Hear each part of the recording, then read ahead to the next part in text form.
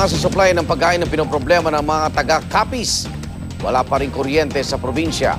May live report si Steve Dailisan. Steve!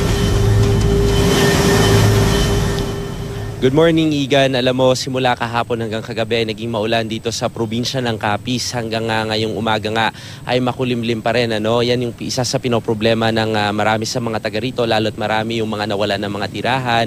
Wala silang masisilungan. Higit sa 250,000 yung mga apektadong residente dito sa probinsya ng Capiz. Kaya yung iba, Igan, ay nakakaranas pa rin ng gutom.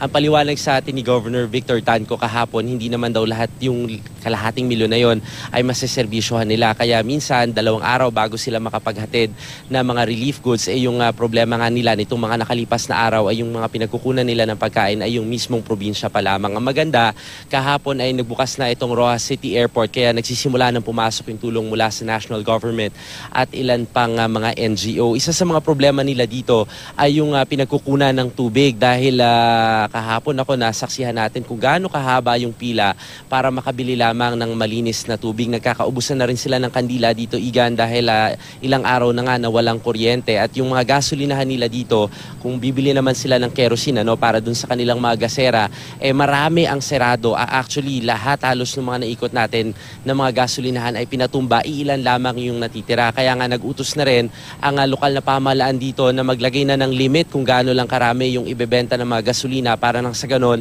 maiwasan din yung hoarding. Nag-utos na rin ang provincial government dito, Igan, na yung mga natitirang mga construction supplies sa loob ng Capiz ay hindi mo nalalabas dun sa iba pang mga probinsya gaya halimbawa ng mga nipa, yung mga plywood ay uunahin daw muna at bibigyan prioridad itong mga nasalanta rito bago ilabas yon dito sa kanilang probinsya. Nag-utos na nga rin ng mahigpit na checkpoint para nang sa gayon maipatupad yung pagbabawal sa hoarding at masiguro na hindi mananamantala yung ilang mga negosyante dun sa mga apektadong residente rito. Sa pinakahuling tala ng PDRRMO kahapon ay nasa 42 yung bilang ng nasawi at meron pa rin silang missing hanggang ngayon. Yan muna ang latest mula pa rin dito sa probinsya ng Capiz. Balik sa iyo, Igan. Maraming salamat, Steve Dailisan.